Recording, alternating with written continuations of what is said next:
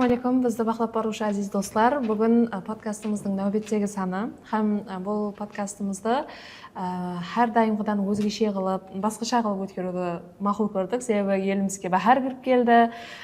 Енді бәһәрде білесіз, сондай жаңалану, жасару деген мәселелер болады. Бүгін біздердің подкастымыздың мейманлары кітапқұмар қызлар, кітапты оқитын һәм кітаппенен дос, жақын, сырлас қызлар Айшолпан һәм Алтынай. Қош келіпсіз қызлар. Байрамыңызбен келтірген. Рахмет өзіңізге де. Рахмет. Енді біздер бүгін сіздерменен тек кітап атырапында соhbetlесеміз. Хамтиканың қаял қызларға бағдарланған болады соhbetimiz. Енді сіздерге бірінші сұрау өте жақпан. Кітап оқу, кітапқа жақын болу, қыз балаға не береді? Сіздер мәселен не үшін кітап оқисыз? Менің ойымша, қызлар көбінесе сезімдерге қатты беріліп кетеді. Кітап оқу болса, оларға бір өмірлік тәжірибелер береді деп ойлаймын. Сол үшін оқимын өзім. Өмірлік тәжірибе алу үшін. Яғни сіздер елі жассыз ғой, сіздерге тәжірибенің не керегі бар? Мәселен, алдында елі үйрене бересіз ғой, мәселен, жасап, көріп, біліп дегендей. Ертерек үйренуге асығып жатырсыз ба сонда? Сол қателеспеу үшін. Осы уақытқа шейін алған білімдеріңнің арасында өзіңе өмірде пайда бергені болды ма мәселен? Кітапларда мысалы көп деп өзіңе деп алып кетесің ғой бір затларды, қатты соған настроениең түсіп сондай жүресің, бірақ кітапларда өйтіп әтібар бермеуді үйрендім мен. Мысалы кітап оқып шалғисаң. Яғни басқа екінші бір адамдардың гәплеріне, сөздеріне құлақ аспай, мысалы олардың орынды, мәселен біреулер орынды гәп айтады, біреулер орынсыз гәп айтады. Мысалы өзің саған адамға бір сырттан жаман гәплер естесең өзің ақында не? Сонда сондай гәплерге деп ермейсең да, ол мысалы басқа адам сені жаман көруге де жақсы көруге хақысы бар, сен оларға өтіп ітібар бермеуің керек, өзіңмен өзің жүре беруің керек. Олар айтып қала береді. Өзіңнің ітібар бермеу керек. Соны үйрендің кітаптан, е? Алтынай? Меніңше де кітап оқу ең бірінші қызларға біріншіден жаңағыдай өмірлік тәжірибені арттыруға жәрдем береді. Біздерде көбінесе мысалы қызлар өмірге тайым болмайды да, тек қана үйде болады көп. Өмірлік тәжірибе алу имканияты болмайды. Себебі қызлардың қателесуінен үйдегілер қорқады. Соның үшін жаңа кітап оқу арқылы қызлар өмірлік тәжірибелерге, хотя бы үлкен өмірге азғантай болса да дайын болып кіреді да. Кітап оқу меніңше қызларға ең бірінші болып азғантай болса да тәжірибе жинау үшін керек болады деп ойлаймын. Сенің тәжірибелерің қандай болды? Әменетті көрген. Мысалы, әр түрлі кітаптардан әр түрлі зат аласың да. Мысалы, бір кітаптарды оқып, жаңағыдай инсанларға сене бермеу керек екенлігін, мысалы, артықша сенімім адамның өзіне зиян екенін аласың. Мысалы, менде сондай зат болды. Азғантай адамдарға, мысалы, жақын деп алған адамдарыма оларға сеніп, олардың не қылмай қалғаны, мысалы, маған. Сенімді ақламай қалғаны.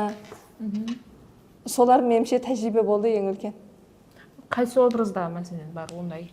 Мен жақында оқығаным Теодор Дрейзердің Дженни Герхард деген кітабында осы тәжірибені алдым да мен. Айтады ғой, 1984-те айтып еді, ең жақсы кітап жаңағыдай өзіңнің білетін затыңды ашып бере алған кітап деп. Мысалы, Дженни Герхардта сол затты мен көрдім да. Яғни артықша сенімім адамның өзіне зиян екенін. Бізде сенушілік, мысалы, сенім деген затты жақсы қасиет деп ойлаймыз да, жақсы қасиет инсанға берілген деп. Ал қарап отырсаң, сол сенушен адамның өзіне ең үлкен зиян келеді да. Бізде оны байқамаймыз. Осы кітап арқылы мен осы тәжірибені алдым. Яғни Дженнида сенушен қыз болады? Сенушен қыз болады. Жақсы. Мен әзір сіздер қатары мен кітап оқимын ғой, сол бір сенім деген мәселеден келіп шықты. Менің жақын аралықта оқыған кітабым бар еді, Кристина деген, Стефан Свейктің. Бұл негізі толық негізі Кристина Хофлер деп сондай беріп қойыпты да, фамилиясыменен бір жерлерде, ал өзбек тілінде солай шыққан. Бұл кітапта менің хайран қалдырған тарапы, бұл қыз адамдарға сеніп сондай күйеулі ашық, қатты қолы ашық, себебі ол сондай қиналып өскен да, мәселен өмірде көп қиыншылық көрген. Австрияда болады, мәселен ұрыстан кейін Австрия білесіз, ол Германия тараптегі мемлекет еді, һәм үлкен зиян көрді. Содан кейін Австрияның тұрмыс тәрізі қандай болады, мәселен сол нәрсені ашып беріп қойыпты да, һәм сондай Австрияда ашаршылық, адамдардың мәселен күйеу жоқ, настроениесі жоқ, сөйтіп сондай жағдайда өскен қыз да Кристина деген. Һәм бұл қыз бірден бір неге сеніп, өзінің туысқанына сеніп, бір байлықтың алдына келіп қалады да, яғни бірден оның алдына байлық пайда болып қалады.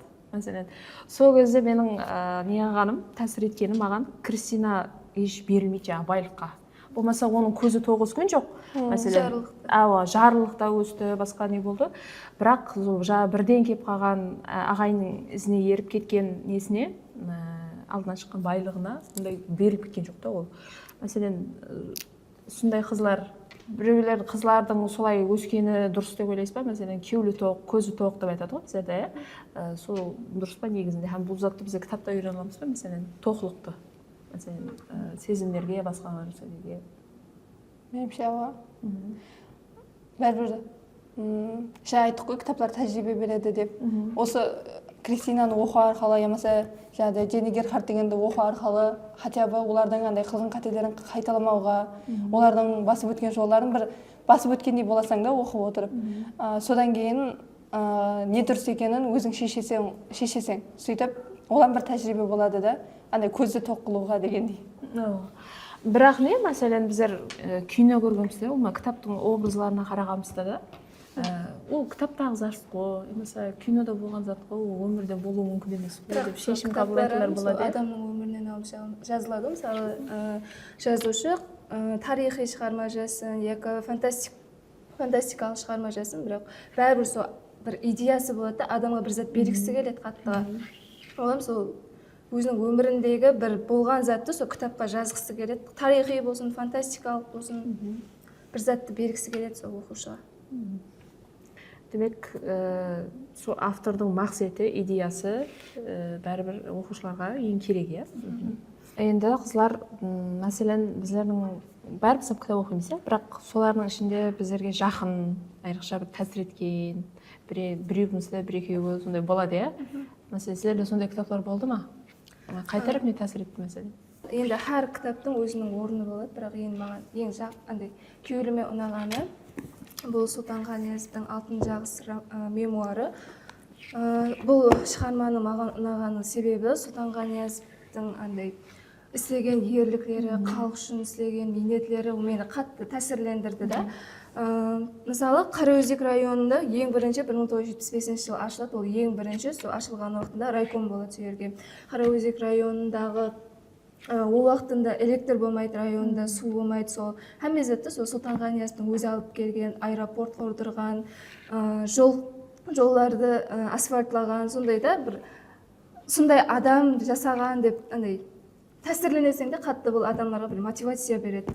Және маған депрессияға түсуіме себепші болған Достоевскийдің Жинаят һәм жаза романы. Кейін Қыпшақбай Матпұратовтың Тербенбес романы, Даниэль Дефоның Робинзон Крузосы, сөйтіп Шодырбай Сейітовтің Жаман шығанақтағы Ақтұба, Қалқабат тетралогиясы. Мен әзір бір сұрау беріп жатқам, депрессияға түстім деді ме Жинаят һәм жазаны? Жақсы мәнісінде депрессия ма ол, я мәселе ауырып қалдым ба? Біреулер айтады, Жинаят һәм жазаны оқығаннан кейін менде сондай басым болды, ауырып қалдым да сөйтіп айтады. Мен Жинаят һәм жазаны оқып қолыма түсті мына кітап. Жинаят һәм жаза Қарақалпақшасы. Сөйтіп Жинаят һәм жаза деп жазылған, мен ол кітап haqqында алдын еш мағлұмат білмейтін едім да, кемпірді өлтірген және бір зат айтады ғой, балтаменен деп. Суретінде де ондай не жоқ еді, ескі кітап еді ғой. Ұлыма еш мағлұмат білмейтін едім да Жинаят һәм жаза haqqында. Сөйтіп оқып отырып, өзі күзде оқыдым. Кейін университетте кітапханасына екінші этажда кітап оқып отырып, кемпір менен қызды өлтіретін жер бар ғой. Сүйен оқып отырып, қатты қорқынышлы да. Кейін Раскольников текшерген деп түседі ғой. Сөйтіп мен үйге қайтып баратырмын, екінші этаждан төменге түсіп баратырмын. Уже мен өзімді Раскольников сезініп жатқан да, текшеден де түсіп бара жатқан, аяқ қолым қалтырап жатырды да, сондай дәрежеде тәсір етті. Сөйтіп кейін ол Раскольников қатты қиналады. Оның ауа райы да сол уақытында жауын, қараңғы, бұлтлы болады ғой.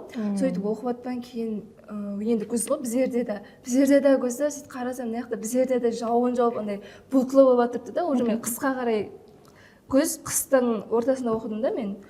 Жаңағы кітаптағы атмосфера менен мендегі атмосфера андай үйлесіп кетті да, сонымен мен андай қатты тәсір етті содан кітапты оқып болғаннан кейін маған Раскольниковты Соня неден шығарды, түпкірден, бірақ мен сода қалып қойдым да. Сондай дәреже тәсір етті. Ал бәрібір де сондай психологиялық жақтан басым кітап, иә бұл? Андай ішкі нелерін қатты не көрсетеді ғой, суретлейді ғой. Ойлана береді, көпірге бараман дегенше ойланады, көпірдің үстіне өтемін дегенше ойланады. Сол жерлері Достоевскийдің мен өзім ойлаймын, өзіне жақпай кетпеді ме екен деп ойлаймын. Мәселен, суретлеп жатыр, соны суретлеп жатыр. Ол бір жағынан сөз қайдан келе береді деген нәрсе бар. Кейін екінші жақтан соншелі дәрежедегі психологиялық басымды қалай алжасып кетпей, ізбез, бұлай бір адамның халатына сыйдырып бере алғаны, ол бәрібір Достоевскийдің шеберлігі шығар. Содан кейін тәсір етеді да ол. Достоевский деп отырмыз ғой енді. Сөйтіп Достоевский өзі Хаме шығармаларында деп есептағанда, мысалы, әрбір адамның өзінің жеке басында бір азап болу керек дейді да. Егер жеке азап болмаса, ол адам басқалардың азабын көтеріп жүруге мәжбүр болады деп есептағанда, Раскольниковта да мысалы келеді, князь Мишкинда да келеді, мысалы, делбесінде. Және қайсы шығармасын алсам, әрбір персонаждың басында өзінің азабы бар да, басқалардың азабын көтермеу үшін. Және Жинает жазадан алдан Ерастуда мектептер деген кітабы жазылған еді. Сөйтіп, сода да бір идеяны оқып қалдым мен. Достоевский айтады, адамды жинаят істегені үшін қамағаннан көре, тюрмаға тастағаннан көре, оны өждан азабына қойып беру керек дейді. Себебі егер адамды өждан азабына тасласа, түрмада жатқаннан көплеу азапланады дейді. Түрмада жатса, неде жатса, қамақханада жатса, ол адам шыққаннан кейін өзін ақыланған сезіледі дейді. Сол идеяны меніңше Раскольниковта көрдім да мен.Есі жинаят һәм жазада кітаптың атыны жинаят һәм жаза деп тұрды ғой. Жаза, бәрібір жазасы бар деген. Бірақ мен сол Раскольниковтың жазаланбауын қатты қаледім. Бір ізінде бір оқып жатпан ғой. Енді Раскольников бір зат қылып құтылып қалады деп ойлап жатпан да, бірақ сол жазасын алды ғой. Демек, жазушы, оқушы Раскольниковты аяу дәрежесін жем әкеп суретлеген да, аяп кетесен кейін ақырына қарап тұрып. Енді жаңағы айтып жүрсің, Алтынай, сенде мәселен тәсір еткен шығарма? Менде өзіме ең тәсір еткен шығарма, эмоция бере алған шығарма Граф Монте-Кристосы, Дюманың, Александр Дюманың. Ішінен не іздесеңіз бәрі бар да, мұхаббат іздейсіз ба, не іздейсіз ба, қайғы іздейсіз ба, азап іздейсіз ба, байлық іздейсіз ба, сатқынлық іздейсіз ба, не зат іздесеңіз, хамме затты тауып аласыз да. Оқып отырман, әр бетін оқып отырғаннан кейін аналарға, анау андай ғой, мынау мынандай ғой, сен қате қылып жатсаң ғой деген келеді да. Сөйтіп қатты бір эмоцияға беріліп оқыған кітабым меніңше Граф Монте-Кристосы болды. Сөйтіп жаңа әрбір қыз оқу керек деген шығарма дедік қой. Сөйтіп оған Анна Франк күндәлігі дегені бар. Анна Франктың өзінің жазған басына өткендері, кішкентай қыз, 12-13 жасар қыздың өзінің басына өткенін жазып қойыпты да, яғни чардақ дей ма, кішкентай үйде қамалып жасағанлары. Сөйтіп мысалы Хаме қызда болады ғой, подросток кездерінде, өспірім кездерінде, өспірім уақытларында мамасымен келіспей қалады ғой біреулер. Анна Франк солардан ашып беріп қойыпты да, кішкентай қыз 12-13 жасында адаспасам, сондай нелерді көтерген да, темаларды көтерген. Және оның білімге деген талпынысы, мысалы, оның үйінен шығу почти ертең үміті жоқта жасауға. Мысалы, бүгін келіп, жаңағыдай оларды бастырып алып кетіп қалуы мүмкін да, азанда өліп қалуы анық емес. Бірақ жаңағы Анна Франк өзінде сол ертең оқуға барамын мен, ертең осы жерден шығып кетсем мен мектепке бараман деп оқу сабақларын қайталайды да. Сол жерлері қатты молодец деген келеді да жаңағы. Бір сөзбен айтқанда. сол кітап қатты тәсірлі болды. Негізі тәсірлі болған кітаптар көп. Мен жаңа эмоцияға берілу үшін тек Дюманың кітаптарын оқимын. Енді қараңдар, біздер кітапларды оқытқан уақытында, хаял образларды көрген уақытында көпшілік жағдайда жазушылар оларды өздерінің сезімдеріне жығып береді. Яғни, мәселен, менде мұхаббат сезімі күшлі болса, мен мұхаббатымнан шалынаман, немесе жығыламан, немесе бір уақиға болады, мәселен, сондай образларда. Мәселен, сол образларға қарап тұрып, аял адамға сезім керек емес деп ойлап қойған уақытларыңыз болды ма? Мәселен, сезім олардың ең әзіл тәрепі деп ойлаған тәрептеріңіз? Мен мысалы Гүлайша Есенмұратованың көп шығармалары хаял қызлар темасын алып шығады. Мысалы, кеше оқыдым, ер жігіттің басы ғауғалы келер деген. Бұл ер жігіт хақында ғой, бірақ ішінде хаял қызлардың темасы да сөз етілгенді. Сода айтады, қыз көзіменен күйеуге шықпа дейді. Яғни сезімдерге беріліп кете берме дейді. Мысалы, бір қатты деп жақсы көріп қалады, ойбай, анаумен өлемен күйеумен деп қатты сөйтіп беріліп кетеді. Ана баланың жаман тәріплерін көрмейді да, сөйтіп кейін жаңа мына шығармада сол жаман тәріплерін көрмей, сөйтіп қиналып қалады да қыз. Соны сол арқалы жазушы қыз көзіменен күйеуге шықпа деп жаңағы қызлардың сезімге берілмеуін айтып өтеді. Яғни бәрібір сол қызлар қатты сезімдерге беріле бермеу керек. Сондай идеяны. Өзіңді есептесем ба сөйтіп сезімге берілмеу керек деп. Менде де болды. Мысалы, Густав Фловердің Бавар ханым деген несі бар. Соны оқығанымда болды. Жағының сезімге берілгені эмоциональный качели қалеуі деп, растанам менде ойладым да, сөйтіп, егер осындай етіп сезімге берілетін болса, керек мәселеу деп не. Бірақ ол толық қосылмай ма ол пікірге. Сезім керек емес дегенге. Сезім керек емес дегенге. Бәрібір адам сезімдерменен бар ғой. Андай қуанғанын білдіре алса, эмоциясын көрсете алса, олан бір бақыт дей ма? Енді біздер кітап оқығанда көбірек үшеумізден көпшілік әзір қарап отпан, поэзияға қарағанда прозаға жақындау екенбіз, иә? Сондай ма? Прозада енді бәрі образ болады.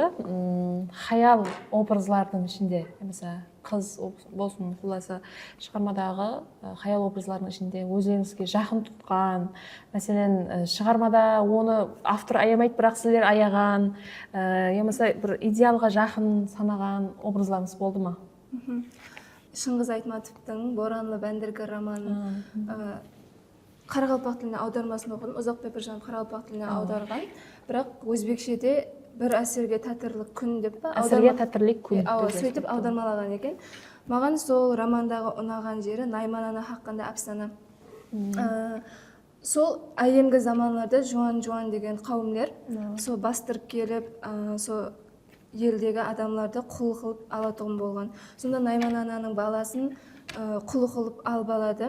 Сол құллыққа түскен адамлар егер біздерді сол жуан-жуанлардың өзінің несінде құл қылып алып қалса, олар енді біздердің ұлыма жасаудан мәнісі жоқ, яғни бұлардан қашып құтыла алмаймыз деп білгенде, егер оларды басқа жаққа құл қылып сатып жіберген болса, демек оларда қашу имканияты бар. Егер жуан-жуанлардың қолына түссе, ұлыма имканияты жоқ. Себебі жуан-жуанлар өзінің қолына түскен құлды басын бірінші шашын қатты қырқып тастайды, ұлыма қырлап қырқып тастайды. Сол уақытында мынаяғына келіп түйенің сол қырқып атқан уақытында түйенің сояды. Соның түйенің етін жаңағы баланың басына деп домалақ қылып қиып, жаңа баланың басына кигізеді. Жаңағы енді қазір сойылған түйенің еті жып-жылы болады ғой. Жаңа баланың басына кигізген уақытында қатты андай жабысып қалады дейді. Сонда деп суреттейді, жүзушілердің бас киімі бар ғой, резинка, сондай болып жабысып қалады жаңа адам басына. Жаңа Найман ананың баласын басына сондай кигізеді. Кейін оны Шөлстанға апарып, аяқ қолын байлап таслап кетеді. Жаңағы қатты күн, жаңағы тері енді ысыда қатты деп қысылады да, жаңа баланың басы да қысылып, уже қатты қиналады, оған еш ауқатам, еш зат бермейді, ешкім хабар алмайды, аяқ қолы байлаулы, сөйтіп есінен танып ұлмайды. Мен кіммен, қаяқтан келдім, ата-анам еш затты білмей, ұлма есауан мәңгүр болып қалады. сол арқылы ол жуан-жуанлар өзіне құл қылып алады, яғни олар еш өзінің түбін білмейді, жаңағы өзінің қожайыны болады, сол қожайыны не айтса соны істеп жүре береді. Олар ауқат әкелсе жейді, болмаса жемейді, оның малын бағып жүреді. Сонда Найман ана өзінің баласын іздеп шығады. Шөлістанлықтан асып өзінің түйесіменен жаңа баласын зорға тауып алады, қарасы баласы мал бағып жүрген болады. Барат қасына, мен сенің анаңмын, сенің атың мынандай, әкенің аты Дөнебай деп айтқан уақытында бала ұлыма танымайды. Сөйтіп бір-екі күн сөйтіп келіп жүреді да баласына, бірақ ұлыма бала танымайды. Және бір күні келген уақытында қожайыны да ар жақтан келіп жаңағы анасын көріп қояды да, анасы деп енді қашып кетіп баратқан уақытында жаңағы қожайыны айтады балаға, бұл сенің анаң емес, ол сенің дұшпаның, сен оны өлтір дейді, қолына олжай береді. Бала өзінің анасын сол олжаймен өлтіреді. Маған сол қатты тәсір етті, себебі ана өзінің баласының мәңгүр болып қалғанын біледі, бірақ сол менің балам деп сол баласын іздеп барады да, ол уаз кешпейді да, оны уаз кешпейді, болмаса жуан-жуанлардың қолына түскен бала ұлыма мәңгүр болып қалатынын біледі, бірақ сонша қиыншылықтардан өтіп, шөлістанлықтардан келіп баласын ұлыма уаз кешпейді. Сол маған андай хақиқи аналық сезімі да баласына деген. Ана образы көбінше идеалға жақынырақ қылып суреттейді жазушылар. Себебі біздер бәрібір аналарымызды бәрібір идеалға жақын қылып, идеал деп көріп сөйтіп һәммеміз сөйтіп көреміз. Алтынай, сенде? Менде қазір ойыма екі образ келіп тұрды. Біріншісі Шерхан Мұртазаның Ай мен Айша дегендегі Айша образы, яғни Айша деген хаялдың өзінің балалары үшін бәрін қылғаны, жаңағыдай ұрыс дәуірлерінде бір сөзбен айтқанда балалар үшін һәм затқа дайында ол. Андай таудан өтіп ауқат алып келуге де, жаңағыдай не қылуға да, жәрдем сұрап баруға да, біреулерге атысқа шығып жұмыс істеуге де. Сол образ қатты тәсір еткен. Мен сол қазақ әдебиетінде сол кітапты андай идеал ана деп дейді ғой, идеал хаял образы деп ойладым баста оқыған кезімде. Кейін және Виктор Гюгоның Париж Биби Мариям ибадатханасы деген кітабы бар. Сол кітаптағы Эсмералда деген қыз қатты андай ішімнен аяғанмын да сол қызды. Енді идеалдыққа жақын деп айта алмаймын, бірақ қарап отырсаң андай тек қана сұлу болып туылғаны үшін ақ өліп кетті да. Содан кейін қатты аядым оны. Негізі жаңағыдай кітаптарда аяуға келетұғын хаялар образы көп. Себебі айтамын ғой, жазушылардың көпшілігі неге тұр хаялларға не бергісі келеді? Басына азап салғысы келеді, образларға да енді. Ямаса соларды бір қинағысы келеді. Өлтіріп жібереді. Анна Каренина ұқсап, ямаса өлтіріп жібереді дегендей, сондай затларды көбірек болмайды да. Ақшагүлдей. Жазушылардың негізі сондай бір тарихы бар негізі, әсіресе ер жазушылардың. Ақшагүлдей маған ең тәсір еткен жері, жұмыстан шаршап келеді, сөйтіп қараса күйеуінің темекісі таусылып қалған болады. Дүканға барып жаңағы сатушы жаңа ұн түсіріп жатқан болады, жаңағы соны бір сигарет үшін, күйеуінің бір сигарет үшін жаңа ұнлардың бәрін түсіреді. Себебі ол сол дәрежеде андай садықлықтың бір символы қылып шығара жақ болған, автордың ойынша. Менің ойымша сондай қылып шығара жақ болған Ақшагүл. Бірақ бәрібір кейінде не болады ғой, ол жақсы жұмақланбайды ғой ақыры. Бәрібір де мындай хаялларды сезімге жұғу деген нәрселер көбірек жасады да, жазу нелерді, кітапларды. Мен сілеге қосып Илхамнан бір кітап айтқым келді. Элизабет Гаскел, Арқа һәм құбыла деп переводласақ дұрыс болатын, жаңағы Север и Юг деген. Бұл шығармада Маргарет деген қыз бар. Қараң, Маргарет деген қыз маған ұнаған тарихы, ол андай бір қатты өзі қолы ашық, жақсы қыз да қолас. Былай қарасаң идеал қыз. Себебі ата-анасы да бауырман, оларды бақылы ойлап жүреді. Емеса басқа бір ата-анасына емес, басқа сырттағы адамдарға да, қасындағыларға да қатты бауырман қыз болады да, сөйтіп. Бірақ оны ұнатып қалған қыз, һәм бұл ұнатып қалған жігіт қатты таспау, суық. Арқа һәм құбыла деп қойғаны мәнісі сол негізі. Арқа тареп жылы, құяшлы болады да, Англияның. Ал құбыла тарепі сондай суық қауырайы, қыс болып тұрады, бұлтлы болып. Тап сондай да жаңа балада. Сөйтіп, сол баланы құбылаға арқаға өткеріп алады ол яғни андай күйеуінде сондай жылы сезімін несін соған өткереді да бәрібір тәсір етеді сол қызға балаға себебі бұл жерде ұлғанған нәрсе мұхаббат деген нәрсе бәрібір қандай суық адам болсын қандай суық жүрек болсын бәрібір ерітістайды деген нәрсе болды да һәм сол ерітуді әйел адам қылды да бұда қыз қылды Маргарет бақытлы жұмбақ бақытлы жұмбақ өзі Элизабет Гаскельдің көпшілік шығармаларында бақытлы жұмбақтанады шығармаларын көпшілігі ана қызларды бақытлы қылады ішіндегі сол үшін жақсы көремін да көбінесе өзі хаял адамдар бақытлы қылады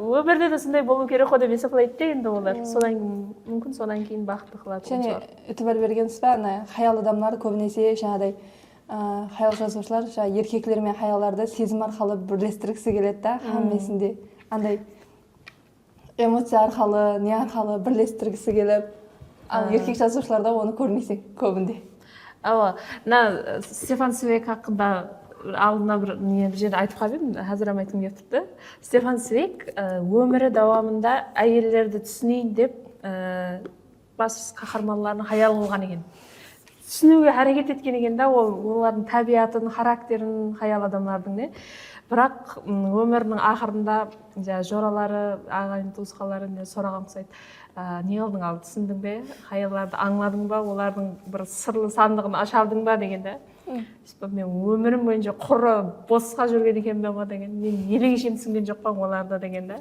себебі һәм образларында мәселен әйел образлары әрқилы жағдайға сап көреді да шығармаларында бұл Кристин емес басқа шығармаларында да әрқилы жағдайға салып ашаршылыққа болмаса қатты бай қылып жібереді болмаса қатты жарлы қылып жібереді сондай жағдайларға салып көріп ол характер мінездермен ойнайды да образбен сол жағынан Стефан Цвейг бәрібір өмірінің ақырында мойымаған әйел адамдарды түсініп аңлап жетуге болмайтынын дұрыс қой бірақ бір кезде өзімізді түсінбей қаламыз ғой дұрыс қой себебі әйел адам өзін өзі түсінбейді расымен де қызлар мәселен қазір біз хаял қызлар тематикасы атырапында соғбеттесіп отырмыз ғой бір критерийлер келіп қалады мәселен мына кітапты хаял адам оқығаны дұрыс болмаса мына кітапты ер адам оқығаны дұрыс деп не сондай критерийлермен бағаланатын кітаптар шығып қалады алдымыздан сондай кітаптарыңыз бар ма мәселен хаял адамдар оқу керек бұны хаял адамдар оқыса көбірек пайда сабақ алады дегендей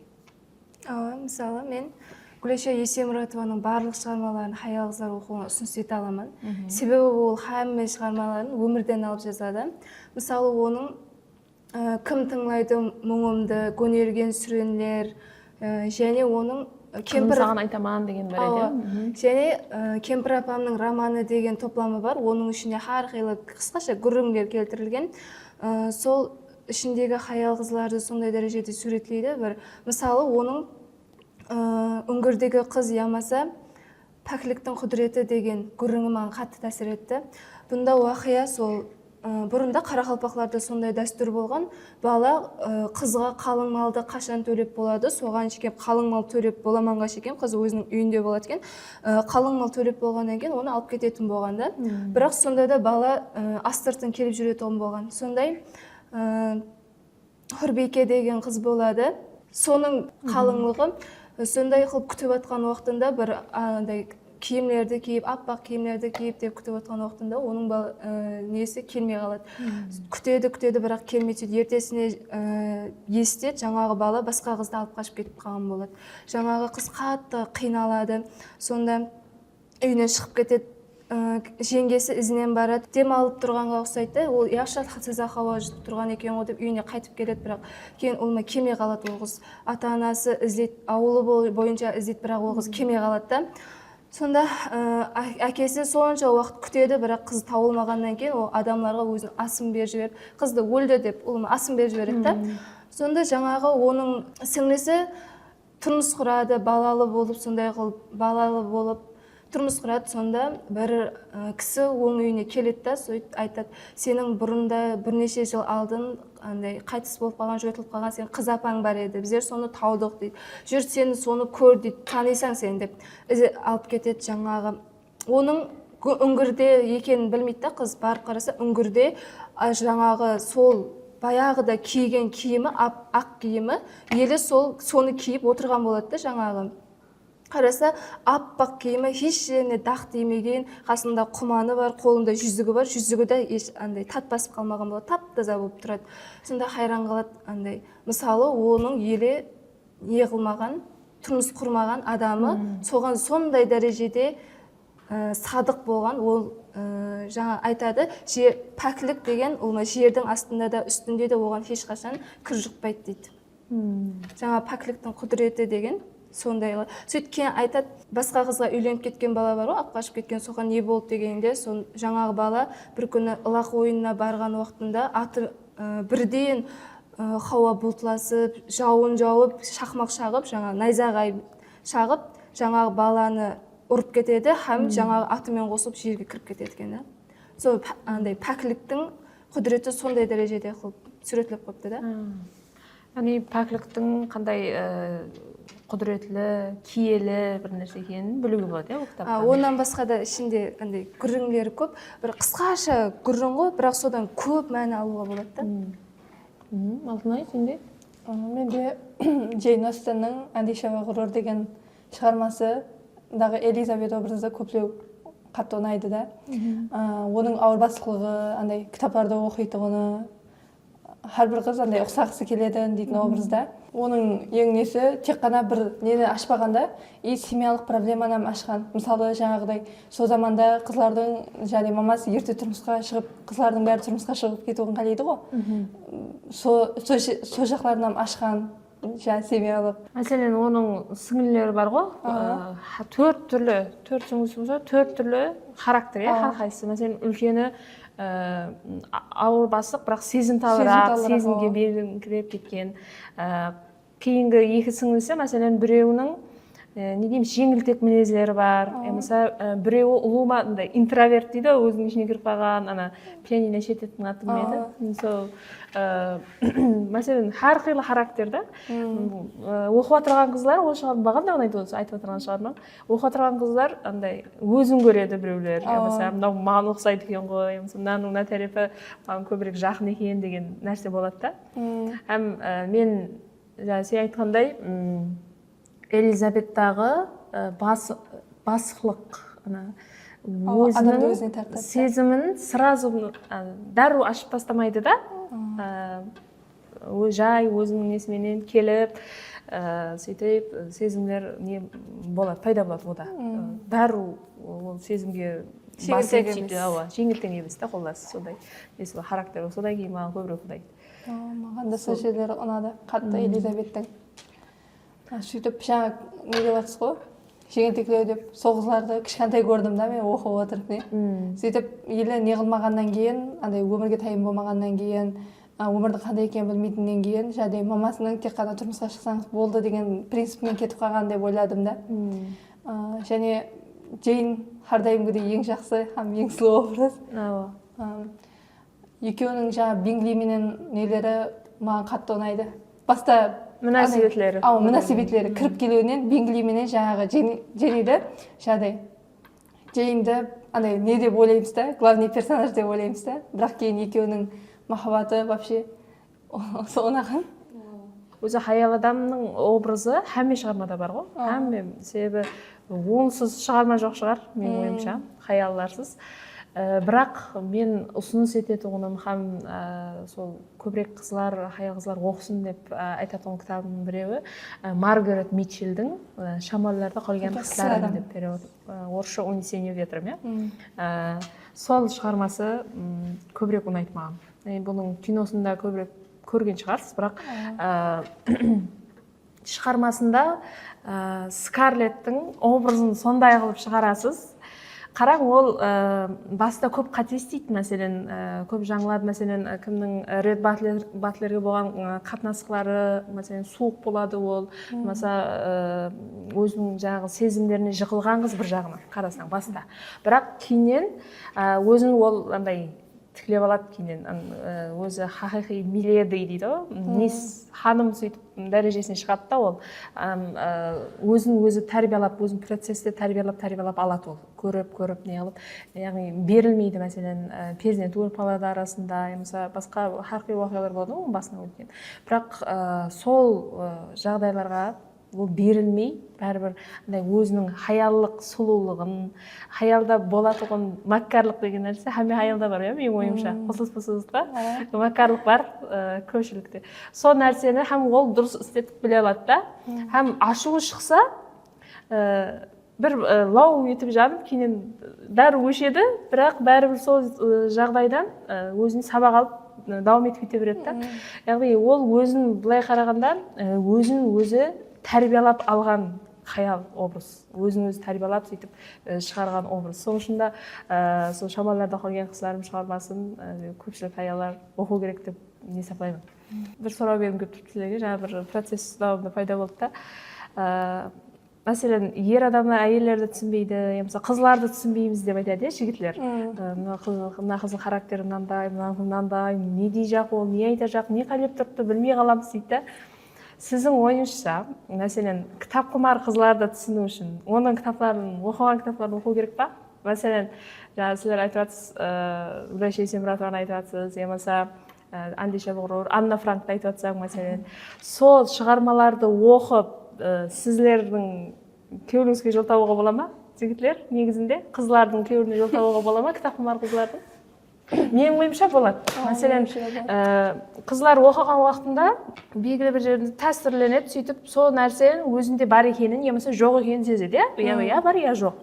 Сондай жағдайда балалар егер оны жақсы көретін шығармасын оқып көрсе, қытай ана қызды тануына, қытай жол ашылады деймін да, олас. Ана мысалы сол шығармадағы баланың қылған нелері ұнауы мүмкін да. Сол арқылы табу мүмкін. Мәселен, жаңа айтқан мистер Дарси дейді, қызлардың көпшілігі андай идеал образ, һәм қызлардың көпшілігіне. Мәселен, сол Андиша Бұғырды оқыса, сол Дарсидің кім екенін таныса, кіттай сондай болуға әрекет етсе балаларда, мәселен. Яғни кітап арқылы қызлардың күйеуіне жол табуға бола ма? Болады. Болады, болады. Қарақалпақ әдебиет хақында кіттай сөйлескіміз келіп тұрды. Білеміз, алтынан енді басылып жатырсың, Қарақалпақ әдебиетін енді ашып-ашпауы. Қарақалпақтастан оқыдыңыз ба, сен Айшылқан оқыдың ба? Бірақ мамам беймен бақытсызлар екеуін оқыдың ба? Енді менде көпшілік халыққа да үлкен мәселе болып, сұрау болып, сондай болған. Менде де үлкен сұрау. Мәселен, сода Қарақалпақ дастанында Маманби әпсанасының ішінде Амангүл, яғни өзінің ағасына некеленеді. Яғни ол қарындасы, Амалық ағасы өзінің некелеп алады. Мәселен, сол сюжет, сол эпизодқа көпшілік қарсы шығады, мәселен. Неге ондай қылып суретлейді, мәселен, менталитетімізге тура келмейді ол, сіздердің ойыңызша, мәселен, сен ойыңша оқыған болсаң, ол не мақсатта қолданған жазушы? Енді Амангүлді не қылып алып кетеді, құл қылып. Бұхараға құл қылып, Бұхара меді, Бұхараға құл қылып. Қанның несіне алып кетеді ғой. Сонда ол кейін қашып кеткен уақытында қатты қиналады ғой, көздері де көрмей қалады ғой оның. Ол танымайтын дәрежеге түсіп қалады. Сонда амандықпенен не қылған уақытында да ол ешкім, екеуі де бір-бірін танымай қалады ғой. Менің ойымша жаңағы Амангүлдің танымауының себебі ол қатты қиыншылық көрді, және андай өзінің физикалық жақтан қиыншылық көрді, рухи жақтан қиыншылық көрді. Содан кейін ол өзінің ағасынан танымай қалады да. Ол қатты сондай нелер алғаннан кейін өзінің ағасын танымай қалды деп ойлаймын. Және бірақ менде сұрау бар да, Амандық бірақ оны тану керек еді. Мысалы, Маманбей сол Амандықпен Алмагүл кеткен уақытында, ана аяқтан кеткен уақытында Амандықтың алдына жүгіріп шығады. Ол сен қарындасың таудың ба деп. Қарындасын іздеуге кетпей ма? Қарындасын таудың ба деп жүріс-тұрысынан таниды ғой оны. Бірақ Амандық оны өзінің қарындасын танымайды да. Мен соған хайран қалдым. Шашынан тартып көреді, кейін. Амангүлдің шашынан тартып көреді. Сол кезде басқаша дауыс шығаратын болады да. Сөйтіп біліп қояды. Яғни, сенің пікірің, қыздың танымай қалуы деген мен үшін не да? Ол мүмкін да, бірақ Амандықтың танымай қалуы мүмкін емес. Тану керек еді. Тану керек. Менің өзімнің пікір бар, әдебиетші ұстазлар, басқа нелерім айтады. Неге ол эпизодты қосқан? Себебі Қарақалпақ халқы, Қарақалпақ адамлары сонша эле дәрежеге келіп қалған, хәттекі өзінің мынандай туысқанын, жақынын тани алмай қалатындай дәрежеге келіп қалған дегенді қандай символизация қылып сондай қылып бере жақ болған дейді да. Мәселен, сондай дәуір болған, сол Маманбей уақытында, Оразан батырлардың уақытында халық мәселен руларға бөлініп, біреу-біреуін мәселен не қыла алмай, көре алмай, мысалы біреу-біреуіне жауғарас қылып, мәселен біреуіне жақын емес, бауырман емес, таныс емес. Рулары бір-біріне дұшпан. Дұшпан. Сондай, сол дұшпаншылық, сол ұруға бөлінушілік сол дәрежеге алып келген халықты. Хәттекі өзінің сол ағайын туысқанында тани алмай тұғынға, ол жерде ағайын туысқан емес, хақиқи негізгі өзлігін тани алмай қалатындай дәрежеге алып келген деген ұғымды бері жақ болған деп айтады да. Сол үшін мен былай көпшілікке де айта жақ едім, ол жерде автордың негізгі мақсатын астар мәнісін түсіну керек. Себебі шығармаларда авторлар бекарға эпизодты ямаса қаһарманды қоспайды. Бір мақсат болады ода, ямаса бір идея болады. Сол нәрсені сәл үйреніңкіреп, қараңқырап оқыған бәрібір дұрыс болады деп ойлаймын, менің ойымша. Енді бір шығарма бар біздерде. 2025 жылда, оның алдында тренд болған, былай айтқанда кітапхұмарлардың арасында Шаудырбай Сейітовтің Жаман шығанақтағы ақтала шығармасы, үшеуміз де Алтынай оқып жатырсың, оқып жатырмын мен. Айшолпан екеуміз оқып болған екенбіз. Ал бұл шығармаға пікіріңіз қандай? Мәселен, тренд болып шығып кететұғындай, әмме қолма-қол болып оқып кететұғындай шығармаға негізі соған арзи ма? 100%. Шаудырбай Сейітовтің мен бұл тренд дәрежесіне жетуінің себебі бұның ішіндегі уақиялар, өлімлер және Шаудырбай Сейітовтің жазу стилі, басқаша мысалы қаһармандардың мысалы жақсы адам ішінде жақсы адам жоқ деп айтылып жатырды ғой. Растанам сондай, біреуді жақсы деп, мысалы бір жерінде деп жақсы көріп оқып отырасың, бірақ бір жағында мынаяғындағы бетті ашсаң, оның жаман тарапын айтып қойыпты да. Жаман адамның мынаяғында жақсы тарапын айтып қойыпты. Және маған тәсір еткен жері жаңағы кім? Әмірханның баласы Темірханды балтаменен ұрады ғой, өлтіреді ғой. Сол жер қатты қорқынышты, және ана бір ащы көл ме да? Ащы көл ма? Ащы көлдің мойнына шақыратын жер ма? Сол жер ащы көл деген. Жаңағы ерді жақын жерде емес па? Сол көз алдыма келді да, сөйт жаңағы жерге апарып неғып атырыпты, сөйт жаңағыны балталап өлтіріп атырыпты да, қатты тәсір етті маған. Соны түнде соны түсімде көріп шықтым. Сөйт бірақ қатты Темірханды қатты аядым, неге тұр? Бәрібір андай қыз балаға адам өлтіру деген бір жат қой. Бірақ Темірханды қатты аядым, білмеймін неге екен. Бірақ сонда да анау адам өлтіретіндей дәрежеге әкелді ғой. Ол ұлыма жазасын алмай Темірхан, бірақ сонда да сол Темірханды аядым мен. Бибісара деген қыз өлтіре ма сонда? Бибіраба. Маған автордың қатты ұнаған жері сол жері болды да, яғни жаңағыдай мысалы бір кітаптарда көреміз, персонажларды, главный образларды идеаластырып жібереді да, оған ұлыма гәп тигізіп болмайды. Ал бір нелерде есе қатты жамалап тастайды да, оның ұлыма жақсы жерін тауып болмайды да. Шаудырбай Сейітовта есе озат жоқ та, хамме мысалы қайсы образды алып қарасағам, оның кішкентай болса да жақсылығы бар, ямаса қайсы образды жақсы деп алып қарасағам, андай оның кішкентай болса да жаман жері бар да. Сол жері қатты тәсір етіп отырды маған. Мысалы, және Шаудырбай Сейітовта андай не жоқ та, жертва образы жоқ та, құрбан образы жоқ та. Хаммесі андай уақиялар, өмірдің уақиялары болғаннан кейін қатты андай не болып отырды, қызық болып оқылып отырды. Күлрең образлар дейді соны әдебиетте білесіз ба? Яғни һәм аққа да жатқыза алмаймыз, һәм қараға да қарата алмаймыз да оларды. Және Шаудырбай Сейітовтің мысалы бір шығармаларды ең ақырын басына беріп қояды, кейін ақырынан баса оқия деп басынап кететін бөлімдерінде андай орталарында басқа оқия деп кетеді ғой, бірақ Шаудырбай Сейітовта һәмме оқия ізбез кете береді. Ұлыма арасында үзілістер еш сәт болмайды, тек ізбез кете береді деп. Және зеріктірмейді, зеріктірмейді. Айтып оқып отырсаңыз, бір шығармалардың аяғын ұмытып қаласыз ғой, бірақ мынада ұлыма еш ойландыратын зат жоқ та деп оқып кете береді. Және андай хақиқи андай сөйлеу стилінде жазылған ғой, һәмме нелер. Образды ашып беруіне жақсы. Бір шығармаларда әдебилігі басым болады, дедім. Ана кітаби тіл дейді ғой, соны тап сондай болады да. Көп пайдаланып жібереді ғой. образларды да сол кітаби тілде сөйлеші береді бір авторлар. Бірақ бұнда хақиқи жайдары, көше тілі сондайменен жақын. Сол жағынан қызық болған шығар бұл кітап, негізінде.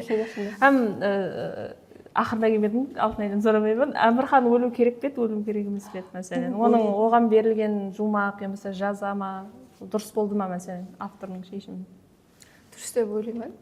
Себебі ол ақырында банкрот болып қалады ғой. Сөйтіп ана кім бетіне ақша шашып кетеді, ұлыма білмеймін, бірақ оны өлтірудің керегі жоқ. Дұрыс шешім. Себебі мен оқығанымда мынандай жағдай болды. Амархан басынан басылап жаман образ, қатты жаман қасиеттермен бірінші бетлерінен басылап көрінеді да ол. Сол дәрежеде ғазеппенен, ашуменен оқыдым. Осы адам қайшан, қай жерде өледі екен деген сұраумен оқыдым да. Оны өлтірді ғой, енді перзенті өлді ғой оның. Перзенті енді ортада өліп қалды, процесс дегеннен айтыптан. Ақырына қарасам, елі тірі, хау дедім сөйтімен. Неге ондай болды деп сұрасам, кейін менің папам оқыған бұл шығарманы. Сөйтіп біздің папа айтты, не қылайын деп оны өлтіріп, не қылатын еді автор, ол ең үлкен жазаны беріп қойыпты ғой дейді. Неге ол қалай десем, мәселен Ақтөбені оқып отырған һәм оқып жұмақлаған адам Әмірханға әрқилы жаза береді дейді. Мәселен, ана ойында оған жаза берудің сценарийсін құрады дейді да. Мәселен, Алтынай басқаша бір сценарий құрады, ол мынандай жағдайда, мынандай халатта өлуі керек деген. Емаса Айшолпан басқа жағдайда бір сценарий құрады дейді да. Сен басқа жағдайда сценарий құрасаң деп не? Әрқилы өлім. Әрқилы өлім болады да ода. Сол негізі оның хақиқи жазасы, қайта автор дұрыс қылған деп маған өзім әкем папам сөйтіп түсіндіріп берді, сөйтсем дедім, ол дұрыс. Және оның Ақтөбенің тәсір ететін жері ол ақиқатында да болған оқиғаларды содан кейін тәсір етеді. Енді ол қазіргі біздердің әулетқа біздер онша танымаймыз ол әулетті, бірақ баста шыққан уақытында мынау пәленше ғой, мынау төленше ғой деген не болған екен. Біздердің ағайымыз сол уақытында мен оқып жатқан уақытында да соны айтып берді да. Мынау мен нан танитын едім, мынау ана магазиннің басшылығы еді деп.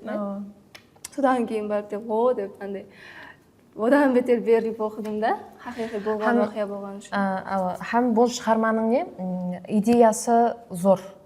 Яғни, мәселен, жаман шығанақтағы Ақтөбе. Неге жаман шығанақтағы Ақтөбе? Мен баста Ақтөбе дегенге көп адам ойлайтын, Кегелдегі Ақтөбе көлі, сол тәріпте болатын уақиғалар шығар, сол көлге байланысы бар уақиға шығар деп не.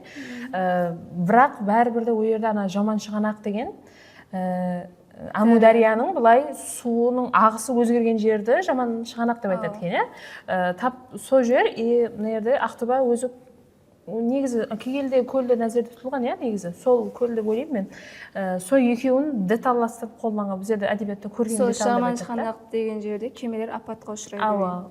Яғни сондай көл шөктінде балшық па, сондай Туба деген өзі андай сулардың тұрып қалатын сасып тұрады. Ана Ақтөбеде сондай ғой. Деп айтады ғой біздерде. Жаңағы сасық, жаңағы Ақтөбенің атрапында адамдарды ана барған уақытында қатты сасық болады, мындай шеттен келген адамдар, бірақ сол ішінде жасап жатқан адамдар ол сасық білінбейді. Себебі неге ол көлді сөйтіп не алған? Себебі Әмірханның, басқа кітаптың ішіндегі жәмиет сондай еді деген. Бұл жерде ключ бар да. Себебі расымен ол жерде айтып әркімнің бір жаманлығы бар, әркімнің бір пәсілігі бар, накаслығы бар. Солсылар әмесі араласып жаңағыдай іздей-кештей жағдайға кеп қалған жәмиет, сондай бір ис шығат тұратұғын, жаман нәрселер болатұғын, орталыққа айланып қалған деген идеяны бері жақ болғанда. Мен баста бірінші оқығанда түсінбедім бұл шығарма, мен сәл лицей кезінде оқып қойдым да, түсінбедім, бірақ кейіннен университетке оқуға келгеннен кейін барып сөйтіп барып түсіндім. Мен осы университетте мұғалімнен сұрадым да, жаман шығанақты Ақтөбе деп. Мен кейін бір группам қызының үйіне барған уақытында жаңағы Кегеліге баратқан уақытта Ақтөбе деп жазып қойды да, хау деп хайран қалдым, ұса Ақтөбе ма деп. Бірақ ішіндегі оқиға нүкісте болып жатырды, оменен қандай байланысы бар деп кейін барып университетте мұғалімнен сұрадым. Сонда айтты да, жаман шығанақты Ақтөбе дегеннің ол орынның мәнісі емес, оның басқаша мәнісі бар деп сол түсіндіріп берді. Біздерде енді Қарақалпақ әдебиетінде жаһан әдебиетімен жарысатын шығармалар бар ма деген сұрау туылады көпшіліктен. Сенің ойыңша Ақтөбе жарыса ма? Жарыса ғой. Қайсы тарапымен, мәселен, реалист болған үшін ба, я болмаса ашық сынға алып сөйтіп жаза алған үшін ба, қайсы тарапымен, не үшін жарысады? Мысалы, ол ішіндегі андай детектив десек, сондай кино түсірсек болады да, ол менен, бірақ сіздердің неміске дұрыс келмейді да, ішіндегі андай уақиялар, бірақ жаһан әдебиетімен жарыса алатын шығарманың бірі, бірақ бұны егер басқа әдебиетқа, басқа тілге аудару қиын деп ойлаймын, себебі сөйлеу стиліндегі сөздер нағыз жалпақ қарақалпақ тілде бұны басқа тілде бере алмайды. Басқа тілдің адамлары оқи алмайды да, оны қарақалпақ тілде оқу керек. Бірақ мәселен жаңа айтқандай кино қылып, бір сахналық шығарма қылып шығарса зор шығарма болады деп ойлаймын, менің ойымша да. Себебі бір шығарманы оқып болғаннан кейін дедім, мен қарақалпақ әдебиетінде жаһанменен жарысатын шығарма бар екен деген ой келді. Халхабатта қазір мен оқу процесінде мен 3-ші кітапқа келдім да, Халхабаттың. Енді бұл шығарма расымен Шалдырбай Сейітовтің мастер, шебер жазушы екенін көрсетіп беретін шығарманың біреу деп ойлаймын. Екі кітапты біткерсем, сол екі кітаптың ішінде анау-мынау елі жазушылар бере алмай отырған, елеге шекем қарақалпақ әдебиетінде көтерілмей отырған мәселелердің бар екенін, сонысларын қамес көрсін болады. Одан кейін Халхабатта маған ең ұнаған жері, оның ішінде кішкентай бір эпизодта, ямаса кішкентай бір жерде көрініп кететұғын образлардың характері бар да. Яғни ядыңда қап кетеді жаңағы характерменен, мынандай характерлады, мен мынандай мінез бар еді ғой бұның деп, сондай ядыңда қап кетеді. Сол жағын суретлей алғаны ұнады. Кейіннен біздер әдебиетшілердің арасында не бар, сөз бар, мәселен, Халхабатты һәм жаман шыққандықтағы Ақтыбаны үйренгенде, сол Лев Толстой, Достоевский, сөйтіп Михаил Шолоховпенен салыстырып үйрену керек деген нәрсе айтылады да біздерде. Һәм бұның өзім менің ойымша сол Халхабатта, Ақтыбада солармен жарыса алатындай бір дәрежесі бар. Мен Шалдырбай Сейітовтің несін оқыдым, интервьюін. Сонда да айтады, ол Тыныштың, Үш мушкетер, сол кітапларды оқығанда ол, және ол шығарма жазатұғын болса, соны деп жазып тастайды екен да, сөйтіп қайттан оқымайды екен, егер оқысам ол шығарма маған ұлыма ұнамай қалады дейді, сөйтіп жағып жіберемін дейді, сөйтіп бір шығармасын сөйтіп жаққанам екен де, ол деп жазады екен, сөйтіп ұлыма оны қайттан деп оқымайды екен, тек жазып кете береді екен да. Ол соншел басымменен жазады, бір дегенде отырып біткеп тастайды. Және сол жазатын уақытында қанасына ешкім келмеу керек, ешкімменен сәубетлеспеуім керек деп өзі де сол несінде жазып қойды интервьюында. Ол өзінің несі сондай болған, жазушылық характер ма, соның характер дейміз ба, сондай характер сондай болған болуы керек. Және сондай ғазеппенен жазғанларды білінеді ғой, шығармаларында. Қатты ғазеппен жазған. Бетімізге ұрылады. Ақтыбада оқып отырған уақытында оқиман, жағы ғазеп ашуланып отырыппан, соның жерде дәрежеден қолларым қалтырап, сіздің сондай жағдайда отырып оқыдым ғой мен оқығанда. Себебі сондай сезімге, ғазепке, ашуға алып кетеді да, ерің шығып шыға алмай қаласаң, неге ондай, неге бұндай деген сұраулар берен деп менің ішінде айлана береді, неге ондай, ол неге бүйтіп суретлеп қойыпты бұны дегенде. Сөйтіп сол жаман шағанақта Ақтыбада біздің әкем айтты, әкемді не қыла береміз, ортақласа береміз, сөйлесе береміз да. Ол айтты, сен Шалдырбай Сейітовтің бір несін, шеберлігін бір жерде көрсең болады деді да. Қайерде десем, ішінде екі араққордың образы бар десем ба деді да. Біреуі Нөкербай, біреуі Сейсен ба? Сейсен образы. Қара дейді, ол екі образбенен екеуі араққор, екеуі сол мәсілік болып, мәскүнен болып отырыпты. Һәм сол екеуінің тілменен сол жәмиетті қаралайды дейді да. Яғни екеуі айтсады ғой, мәселен, пәленше ондай, ол саясат мұндай болып отырыпты, бұл негізі қате, мынадай болу керек деген, әркім өзі саясат айтқыш дегендей, сондай характер болады олардың. Айтады да, неге сілер сен ойлап көрдің ба неге екі арақордың тілінен берген сауал деп те неге неге ойлап десем себебі дейді ол уақытта Шалдырбай Сейіт жасаған уақытта мәселен саяси түсініктерге қарсы нәрсе айту бәрібір оның келесін кетуімен бірдей еді дейді да яғни сондай жағдайға келіп қалу мүмкін еді оның негізінде ондай тағдыр күтіп тұрып еді оны дейді да ал ол арақорлардың тілінен бергені оны сондай ситуациядан алып шығып кете алғанда себебі маскүнем адам не демейді деген бір себеп шығады да ол жерден расымен де сондай өмірде де мәселен маскүнем адам не демейді аузына келгенін айтады дегендей сондай жағдайда суретлеп қойып та саясатты да сол екеуінің тілінен бергені оның ең үлкен шеберлігі мастерствосы деп әкеммен сәубеттесіп болған уақытымда сондай пікір айтып еді оқи берсең оның андай нелері шыға береді ау андай үйренетұғын басқа жазушылар үйрену керек болған біздер үйренуіміз керек болған тәрептері көп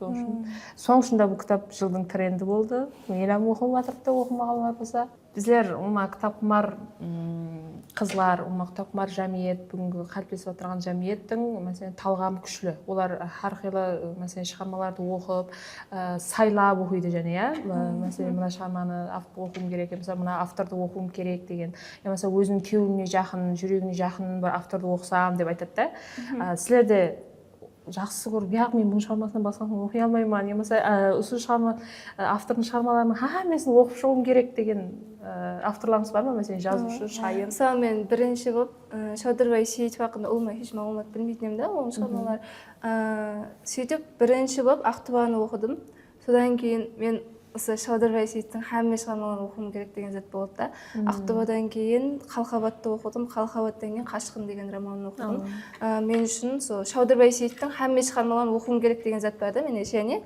Гүләш Есенмұратованың шығармалары ұнайды және Достоевский жақсы көрген жазушым менде жаңағы ең жақсы көрген жазушым жаңағыдай Александр Дюма француз жазушысы граф Монте-Кристосын оқыдым содан кейін миымда пайда болды хамме шығармаларын оқып шығамын деген зат себебі бағана айтқанымдай ол кітаптан хамме затты таусаң болады да іздеген затыңның бәрін таусаң адамға андай кейпият береді және андай не қылмайды да адам рухын түсірмейді жақсылықпен аяқталынады көбі мысалы сол жерлері Дюманың қатты ұнайды маған сол Дюма кітаптарының бәрін оқып шығамын деген планымда бар және кейінгісі жаңағы не бар Тургеновтың кітаптары бар мысалы маған оң ұнайды тұрмыстық жағдайменен және жәмиеттің проблемасын көтеретін жері қатты ұнайды да аталар ба балаларда мысалы жаңағы нигилизм жәмиеттің проблемасы болса жаңағыдай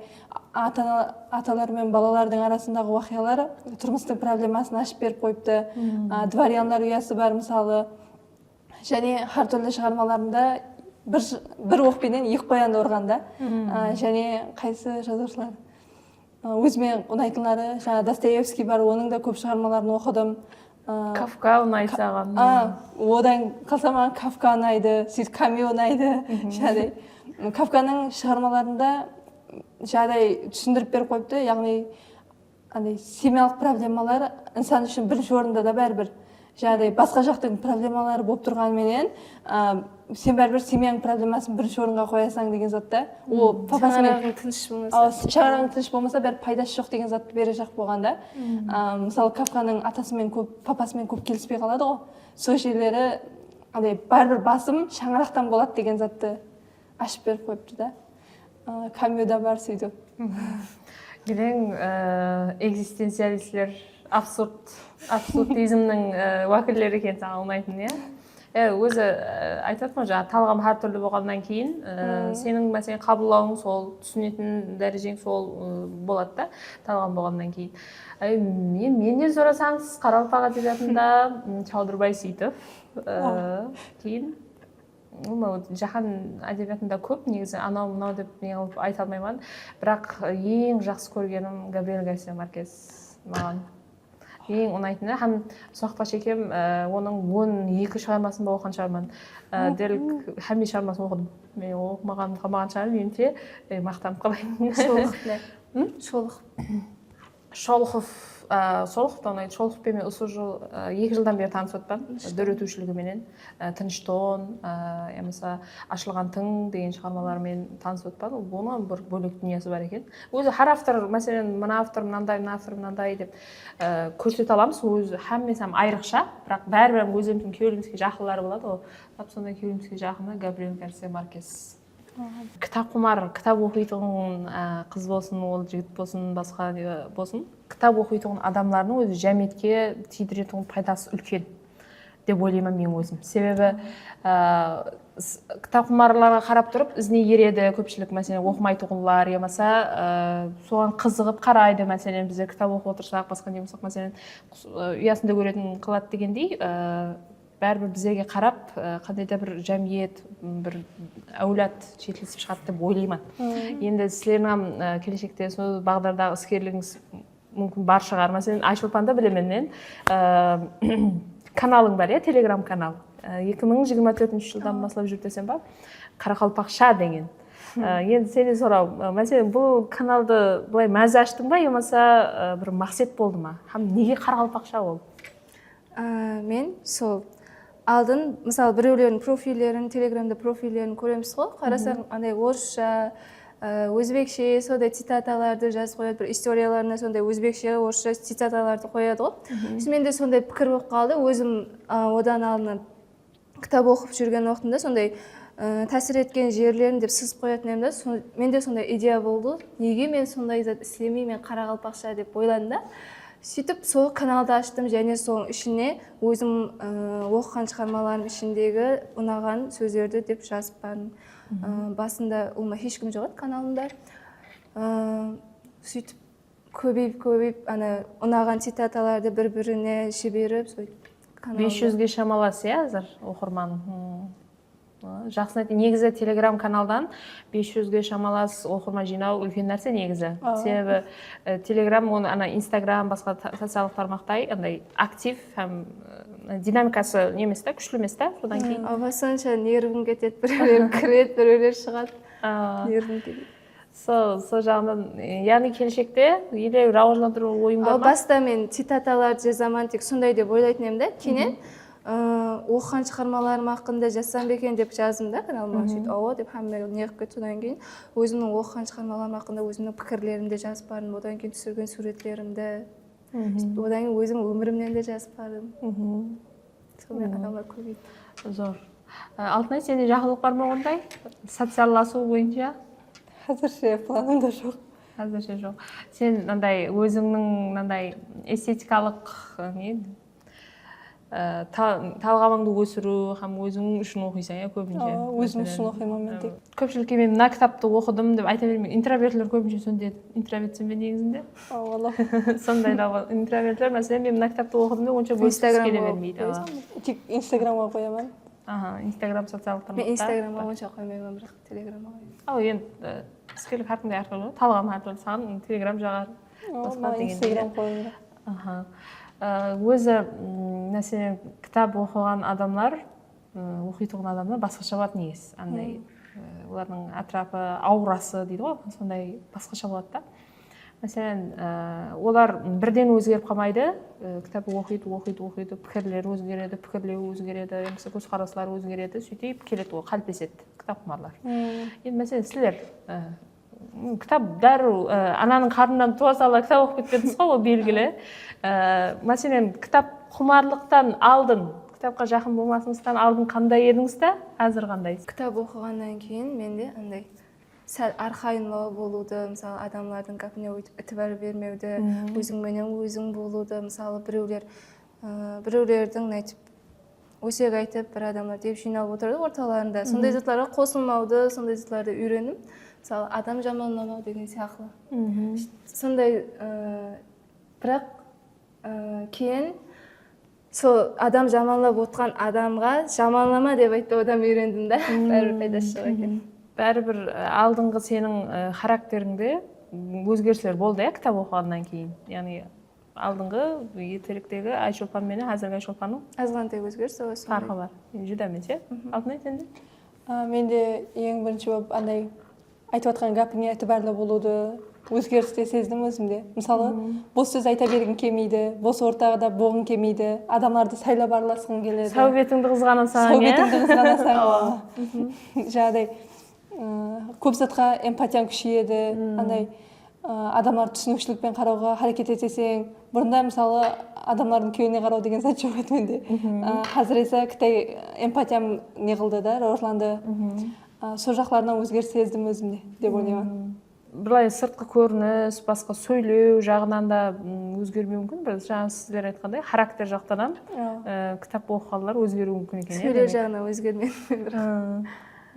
Бәрібір кітап оқыған адамда былай тіл өсу сондай болады, бәрібір ол сезіледі. Өзіңе сезілмей қалуы мүмкін де, бірақ басқаларға сезіледі ол, сырттағы адамдарға.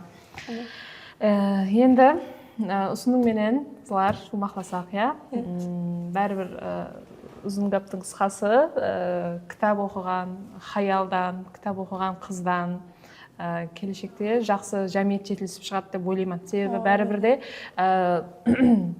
кітап оқыған ана бәрібір перзент тәрбиелау деген уазипаға жақын болғаннан кейін перзентке болған тәсірі ананікі күштірек болады әкеге қарағанда.